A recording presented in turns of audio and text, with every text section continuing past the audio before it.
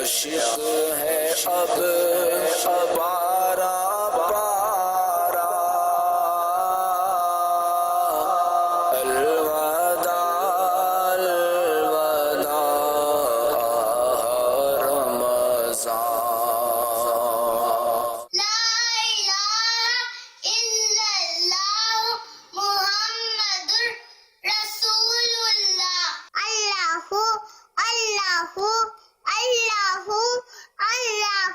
مجھے اپنی اور ساری دنیا کے لوگوں کی اصلاح کی کوشش کرنی ہے انشاءاللہ۔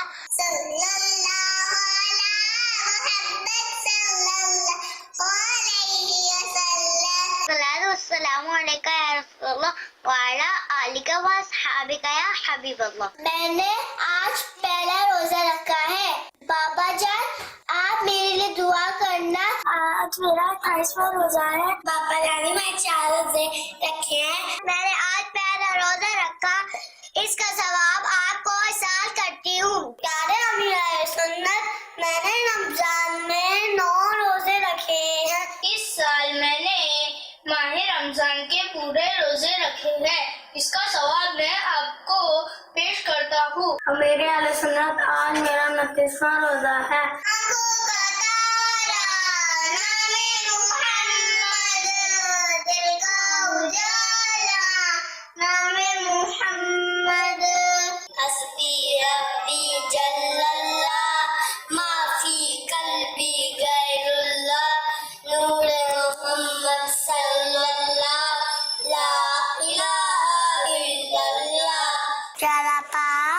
باپا کو بستے آمین اللہم آمین۔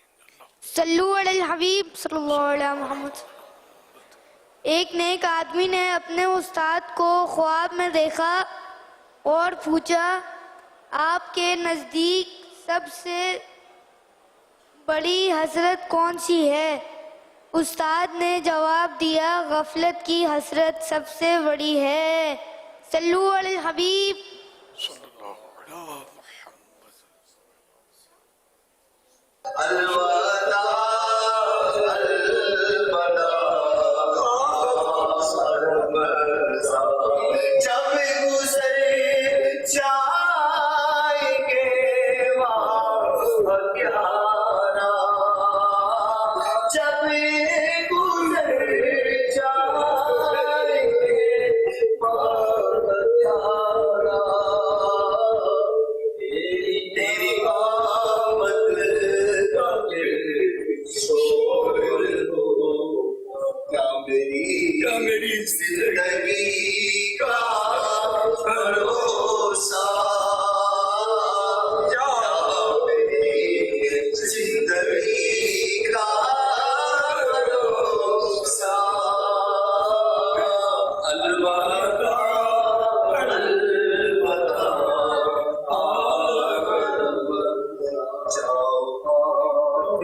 الوداع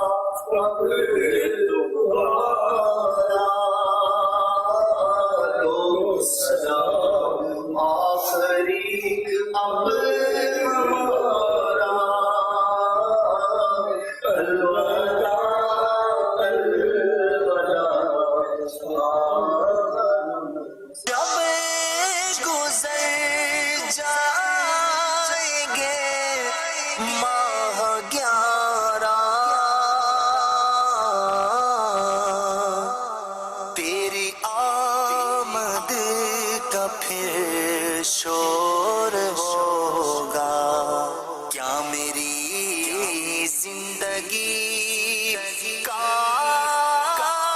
بھروسہ،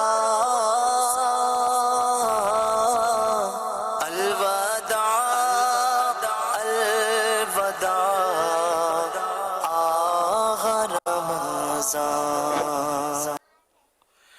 ہاں، رمضان چلا گیا، ان دونوں بچوں نے ماشاءاللہ پورے روزے رکھے الحمدللہ، اور ان میں ایک جو ہے حسن رضا، یہ بیچ میں ہمارے اندر سموسے آ گئے بڑے بڑے، انہوں نے ایک سموسہ کھا لیا، میں نے ان کے والد کو بولا مت کھلا، بخار آ جائے گا، اس کو سموسوں سے آ جاتا ہے، बड़ा समोसा था। तो अब खुदा का कर रहा हूँ, दूसरे दिन उसको बेचारे को बुखार आ गया और 102 बुखार आ गया रात को। अब हम परेशान, ये रोज़ा कैसे रखेंगे, ये माने नहीं। इनके अब्बू उठा कर ले गए क्लिनिक में, ड्रिप चढ़ा दिया, इंजेक्शन लगवाया इसका, रातों रात अल्लाह की रहमत से इलाज हो गया, रोज़ा नहीं छूटा इसका अल्हम्दुलिल्लाह। ये सब दावत इस्लामी के माहौल की बरकत है अल्हम्दुलिल्लाह अल्हम्दुलिल्लाह। ये बच्चों की बातें सुनने बताने में ये मतलब बड़ों को चोट, यार हम लोग नहीं रखते रोजे, मामूली सर दर्द करता है, जो रोजादार है उसका रोजा खतरे में, थोड़ा सा बुखार आ गया रोजा खतरे में, और 102 का बुखार, कमजोरी कैसी हो जाए। हम लोग तो हड्डियां टूट जाए, बच्चा अल्हम्दुलिल्लाह। ये हमारे यहाँ ये दावत इस्लामी की बरकत है, वरना शायद ये माहौल कहीं ना मिले। अब देखो कितने स्क्रीन पर बच्चे आते हैं, हमने रोजा, बाज़ बच्चों ने कहा हमने पूरे रोजे रखे, सब दावत इस्लामी की बरकत है। ये दावत इस्लामी के घरों कई बच्चे होते होंगे ज़ाहिर, अल्हम्दुलिल्लाह।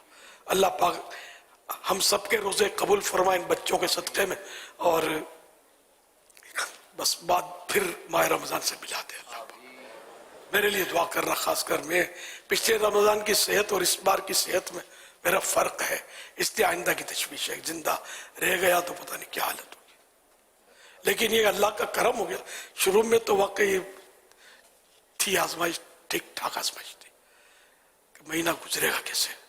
अल्लाह ने ऐसा करम किया कि जैसे कोई रमज़ान पैकेज मेरे लिए आ गया, और अल्हम्दुलिल्लाह सुम्मा अल्हम्दुलिल्लाह करम हो गया मेरे ऊपर, ऐसा करम हो गया, यकीन मन ऐसा करम हो गया, मैं आपको बता नहीं सकता क्या क्या हो रहा था मुझे, क्या क्या कैफियत मेरे बदन की थी।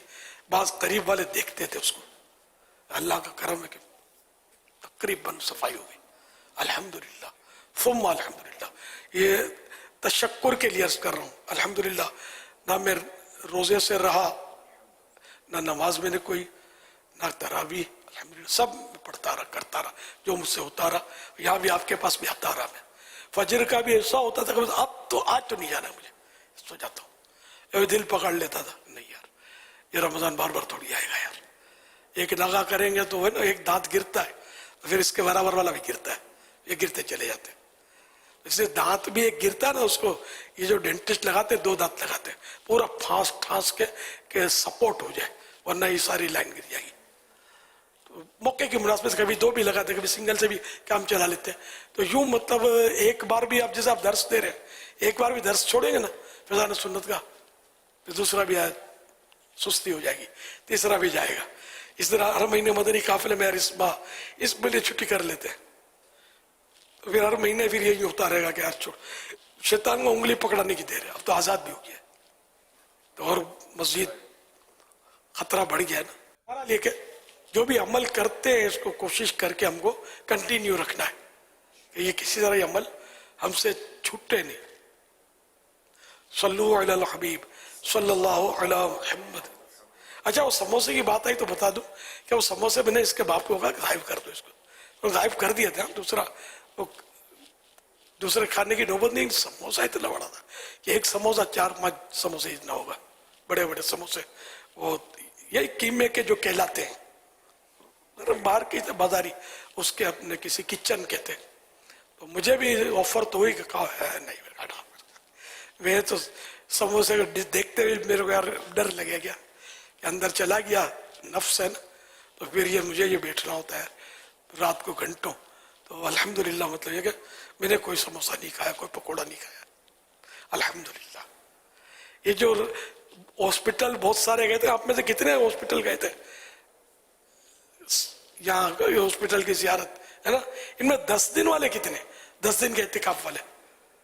एक तादाद तो चली गई, तादाद चली गई। सुबह जिन्होंने और सुबह पूछना भूल गया, इससे थोड़ा अंदाजा हो जाता। 10 दिन के इत्तिकाफ वाले थोड़े, 1 महीने वाले ज्यादा है हॉस्पिटल नहीं, या 10 दिन वाले ज्यादा है, लगता है 10 दिन वाले मौजूदीन में ज्यादा है।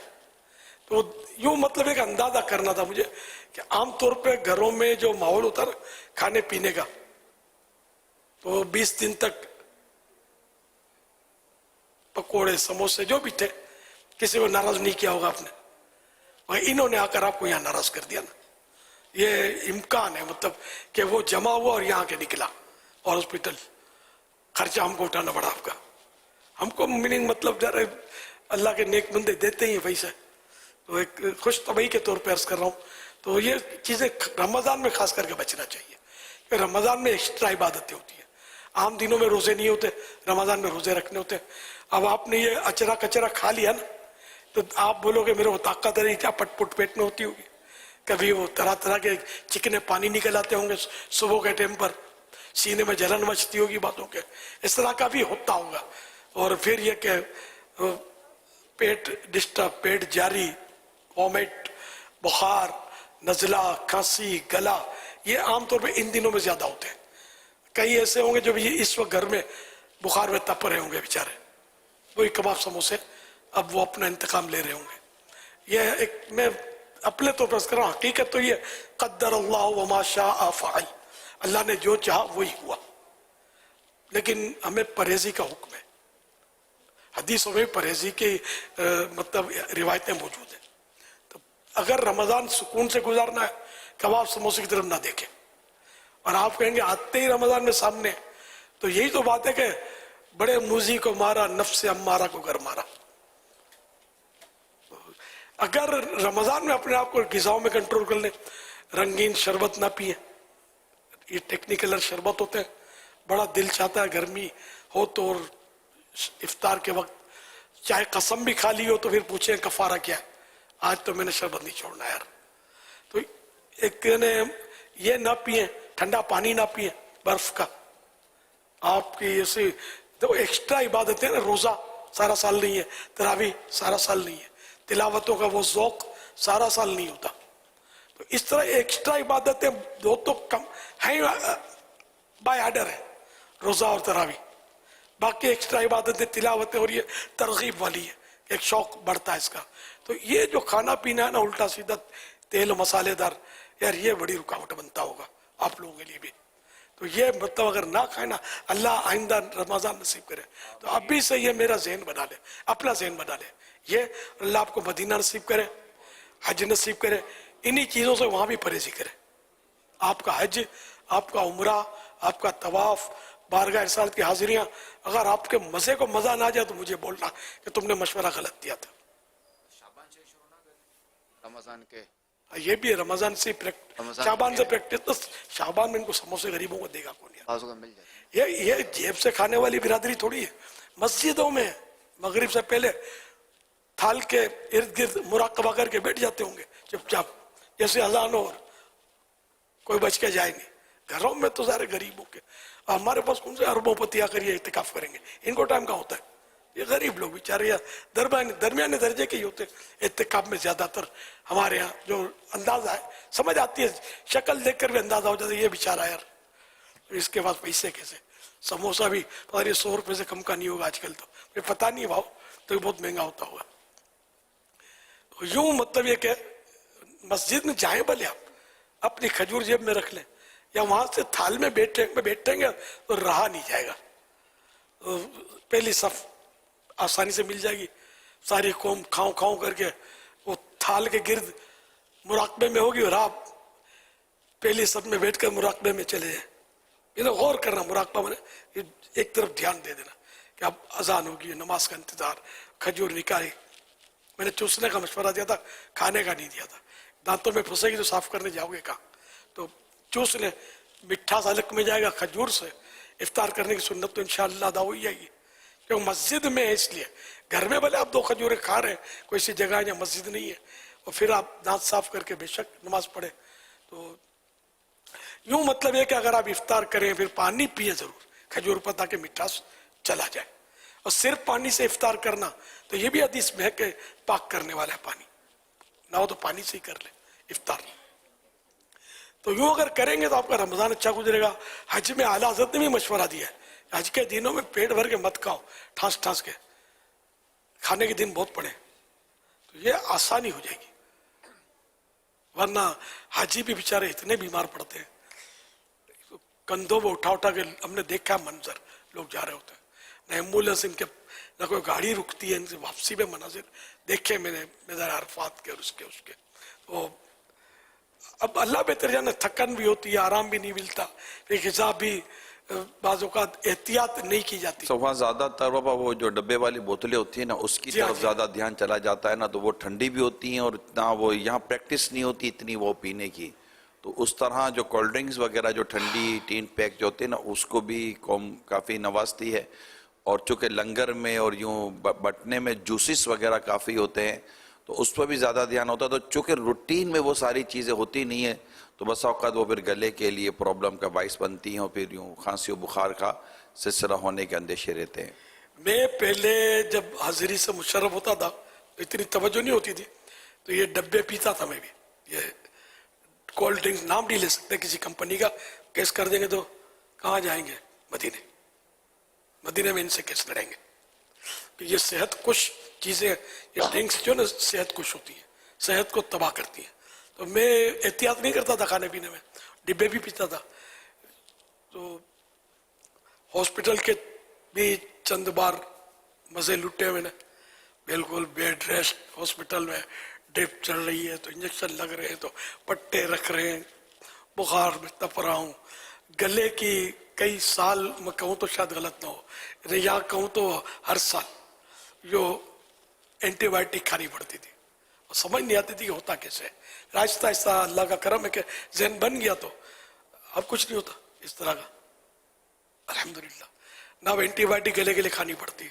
ڈرنکس وغیرہ یہ جو ہوتی ہے کولا ڈرنکس اور کولڈ ڈرنکس اور یہ برسوں سے نہیں پی میں نے. نہ چلے یار اپنے کو، ایک الٹا پیسے دے کر یار ہم بیماریاں خریدتے ہیں. کیسے لوگ یار، خالی ایک منٹ کا مزہ ہے، یہاں تک اترا تو تباہی ہے، منہ میں جب تک لطف ہے. تو اس کو نہ لگا یار، پیسے بھی برباد ہوتے ہیں. یہی پیسے کوئی کار خیر میں خرچ ہو جائے، سمجھے، نیک کام میں خرچ ہو جائے، اپنے گھر میں کام آئیں گے، بچوں کو کام آئیں گے. تو بہرحال یہ کہ اگر یہ میرے تجربات سے آپ فائدہ اٹھائیں انشاءاللہ آپ کو آسانیاں رہیں گی. ورنہ یہ خون میں جمع ہوتی رہے ابھی کچھ نہیں ہوتا، تو یہ بعد میں ہو سکتا ہے کہ یہ پریشان کرے. اللہ کرے دل میں اتر جائے میری بات. اور ان سب سے بچنے کے لیے عبادت پر قوت حاصل کرنے کی نیت کرنی چاہیے کہ یہ ساری چیزیں جو نا اینٹی عبادت ایک طرح سے بن جاتی ہیں، عبادت میں رکاوٹ بن جاتی ہے. کباب سموسا وغیرہ، یہ سموسا ہے نا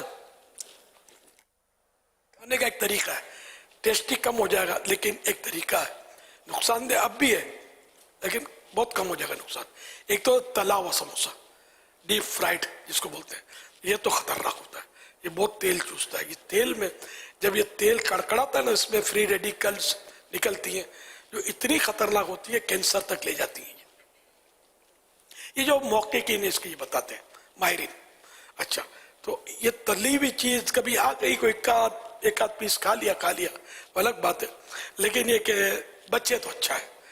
اگر سموسا کھانا ہے توے پر تھوڑا سا آئل لگا لیں، تیل توے پر اس کو بھون لیں آپ، تو اندر تیل نہیں جائے گا، بہت کم جائے گا. اب اس کو کھائیں. بس سموسے سے ایک نفس کو تھوڑا جو دھکا مارنے والی بات ہے، وہ لطف نہیں آئے گا جو تلے ہوئے سموسے کا ہے. لیکن میں اس طرح کے سموسے کبھی دستیاب ہوتے ہیں، کوئی گھروں میں ہمارے دے دیتے ہیں، کبھی تو میں کھا لیتا ہوں. یہ تلے ہوئے کوئی ایک آدھ کھا لیا تو حتی الامکان بچنے کا ذہن ہے، لیکن کبھی انسان راہ نہیں جاتا، سامنے آتا ہے تو بچ کر نہیں جاتا. یہ بھی ہوتا ہے.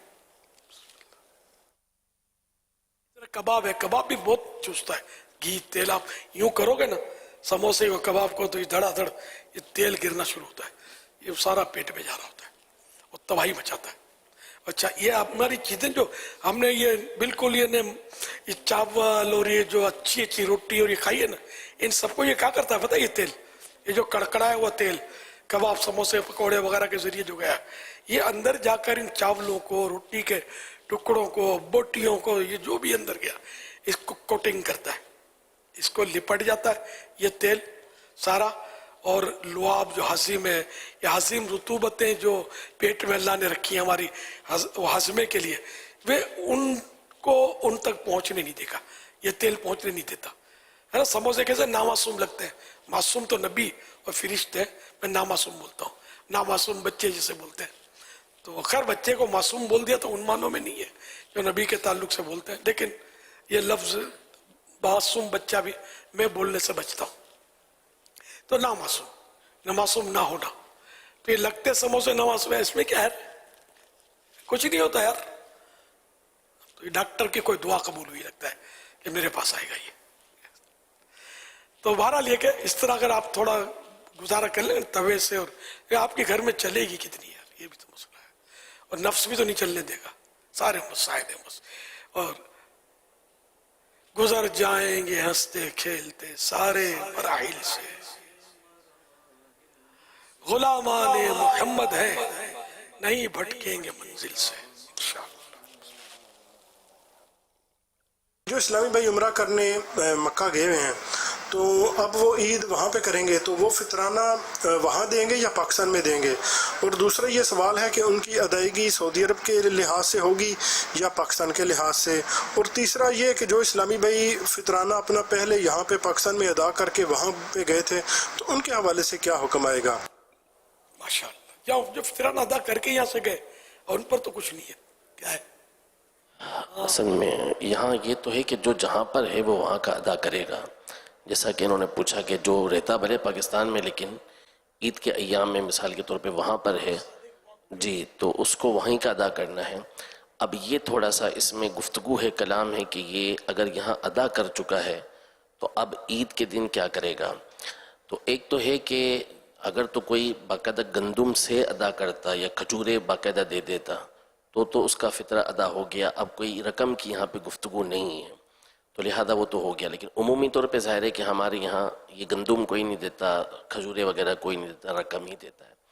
تو اب یہاں پھر دو طرح کی رائے ہیں کہ اگر یہاں دے دیا ہے، اب عید کے دن وہاں پہنچا تو جو ڈیفرنس ہے آپس میں، ظاہر ہے کہ یہاں کی رقم کم ہے، وہاں کی رقم زیادہ ہے، تو یہ جو فرق آئے گا یہ دینا اس کو ضروری ہوگا یا نہیں ہوگا.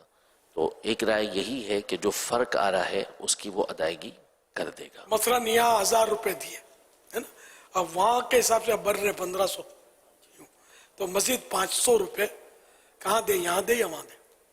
یہ تو مرضی پر ہوتا ہے، جہاں بھی جہاں بھی چاہے وہ، یعنی یہاں پہ بھی کسی کو وکیل بنا دے تو وہ بھی اس کو دے سکتا ہے.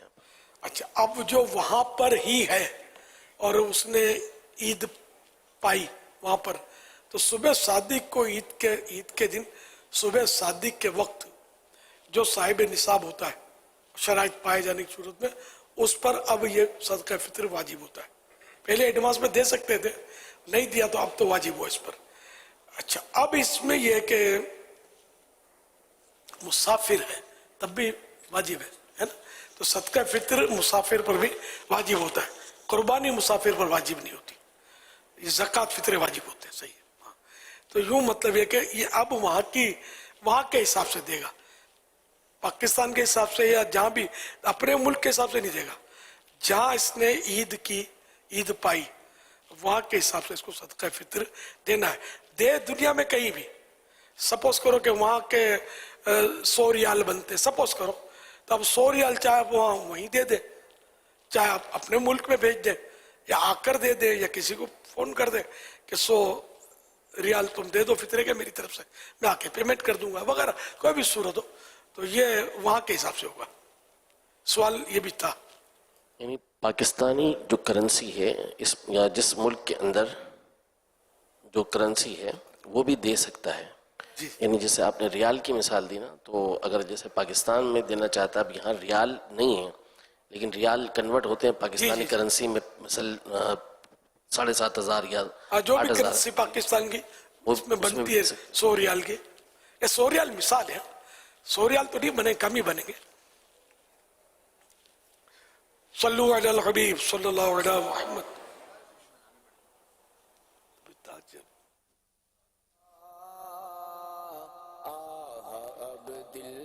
فرمان خاتم النبیین صلی اللہ علیہ وآلہ وسلم، جس نے یہ دعا لا الہ الا اللہ الحلیم الکریم سبحان اللہ رب السماوات السبع ورب العرش العظیم 3 مرتبہ پڑھا تو گویا اس نے شب قدر حاصل کر لی.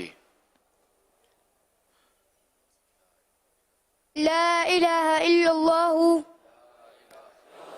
الحلیم الکریم سبحان اللہ رب السماوات السبع رب العرش العظیم رب العرش العظیم سبحان اللہ لا الہ الا اللہ الحلیم الکریم الحلیم سبحان اللہ سبحان اللہ